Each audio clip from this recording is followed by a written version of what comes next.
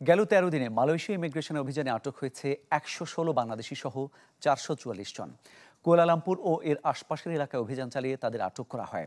আটককৃতদের বেশিরভাগই বৈধ ভিসা নেই বলে জানিয়েছেন ইমিগ্রেশন মহাপরিচালক জাকারিয়া সাবান। অনেকে ভ্রমণ ভিসার অপব্যবহার করেছেন, কেউ কেউ শিকার হয়েছেন মানব পাচারের। আটক ব্যক্তিদের মধ্যে রয়েছেন বাংলাদেশি, ইন্দোনেশিয়ান, মিয়ানমার, নেপালি ও ভিয়েতনাম সহ বিভিন্ন দেশের নাগরিক। যাচাই বাছাই শেষে তাদের বিরুদ্ধে প্রয়োজনীয় ব্যবস্থা নেওয়া হবে বলে জানিয়েছে মালয়েশিয়া প্রশাসন।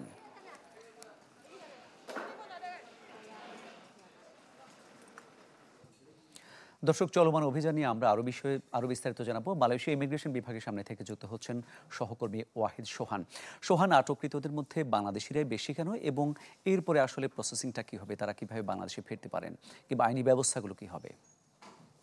জি, আপনাকে অসংখ্য ধন্যবাদ। আসলে আপনি যেমনটি বলছিলেন যে মালয়েশিয়া ইমিগ্রেশন অভিযানে এখানে বেশ আ বাংলাদেশিরা আটক হচ্ছে। পাশাপাশি বাংলাদেশের পাশাপাশি ইন্দোনেশিয়া, ফিলিপাইন সহ বিভিন্ন দেশের নাগরিকরা এখানে আটক হচ্ছে। বেসিক্যালি এখানে যেই প্রবলেমটি হচ্ছে সেটি হলো যে অসংখ্য বিদেশি নাগরিকরা এখানে কিন্তু মানব পাচারের শিকার হচ্ছে। বিশেষ করে আমাদের বাংলাদেশি কর্মীদের মধ্যে যেটি হয়েছে সেটি হলো যে অসংখ্য কর্মীরা কলিং ভিসায় এসেছেন, কিন্তু তারা তাদের নির্দিষ্ট কোম্পানিতে কাজ না পাওয়ার কারণে তারা কিন্তু কোম্পানি থেকে পালিয়ে গিয়েছেন। এবং অসংখ্য বাংলাদেশি কর্মীদের পক্ষ থেকে অভিযোগ আসছে যে তারা নির্দিষ্ট সময়ে পাসপোর্ট রিনিউ না করতে পারার কারণে কিন্তু তারা অবৈধ হয়ে যাচ্ছেন। বিশেষ করে আমি যদি আপনাকে বলে রাখি যে আসলে আমার পেছনে কিন্তু অসংখ্য প্রবাসী বাংলাদেশী কিন্তু এখানে অবস্থান করছে। তারা কিন্তু ৳৫০০ জরিমানা দিয়ে মালয়েশিয়া গভর্নমেন্টের পক্ষ থেকে যে সাধারণ ক্ষমা যে বিধানটি দেওয়া হয়েছে, এই সাধারণ ক্ষমার অন্তর্ভুক্ত হয়ে তারা ৳৫০০ জরিমানা দিয়ে নিজের সর্বোচ্চ সর্বস্বকে বিলীন করে দিয়ে তারা মালয়েশিয়া এসেছিল। কিন্তু এই ৳৫০০ জরিমানা দিয়ে এখানে আটকের হাত থেকে বাঁচার জন্য মালয়েশিয়া ইমিগ্রেশনের যে অভিযান চলছে প্রতিনিয়ত, সেই অভিযানের হাত থেকে বাঁচার জন্য কিন্তু তারা এখন দেশে ফিরে যাওয়ার জন্য এখানে অবস্থান করছে। এখন কিন্তু মধ্যরাত, এখানে প্রায় রাত ১টা বাজছে, কিন্তু এখানে সিরিয়াল ধরে আছে, কিন্তু এখানে প্রতিদিন হাজার, হাজার লোক কিন্তু তার নিজ দেশে ফিরে যাওয়ার জন্য তারা এখানে অবস্থান করছে। বিশেষ করে আমাদের বাংলাদেশে ফেরত যাওয়ার সংখ্যাটা, আমাদের বাংলাদেশের সংখ্যাটাই বেশি। যেমনিভাবে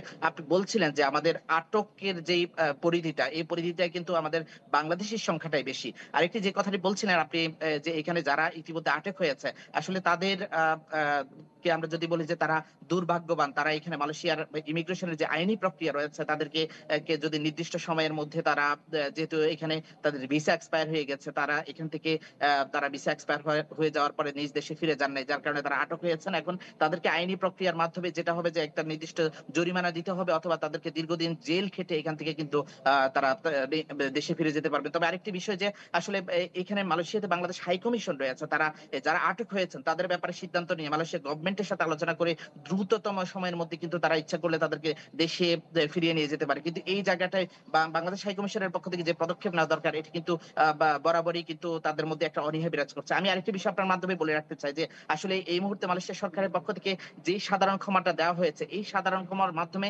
আমাদের যত প্রবাসী বাংলাদেশীরা কিন্তু এখানে রয়েছেন, মালয়েশিয়া গভর্নমেন্টের পক্ষ থেকে, সরকারের পক্ষ থেকে আহ্বান জানানো হচ্ছে যে তারা যাতে করে এখানে না থেকে ৳৫০০ জরিমানা দিয়ে তারা কিন্তু নিজ দেশে ফিরে চলে যান। বিশেষ করে আমরা আশা করব যে এখানে আমাদের যে সমস্ত প্রবাসী বাংলাদেশীরা রয়েছেন, এই মুহূর্তে যে মালয়েশিয়া সরকারের পক্ষ থেকে যে সাঁড়াশি অভিযান চলছে, এই অভিযান থেকে নিজেদেরকে বাঁচানোর জন্য একটা মাত্র উপায়, সেটি হলো যে মালয়েশিয়া সরকারের কাছে এসে এখানে ইমিগ্রেশনে এসে নিজেদেরকে সালান করে ৳৫০০ জরিমানা দিয়ে তারা কিন্তু দেশে ফিরে যাওয়া। আর জি, বিশেষ করে কেউ জি, অনেক ধন্যবাদ আপনাকে আমাদের সঙ্গে যুক্ত হওয়ার জন্য। দর্শক, মালয়েশিয়া থেকে যুক্ত হয়েছিলেন সহকর্মী ওয়াহিদ সোহান।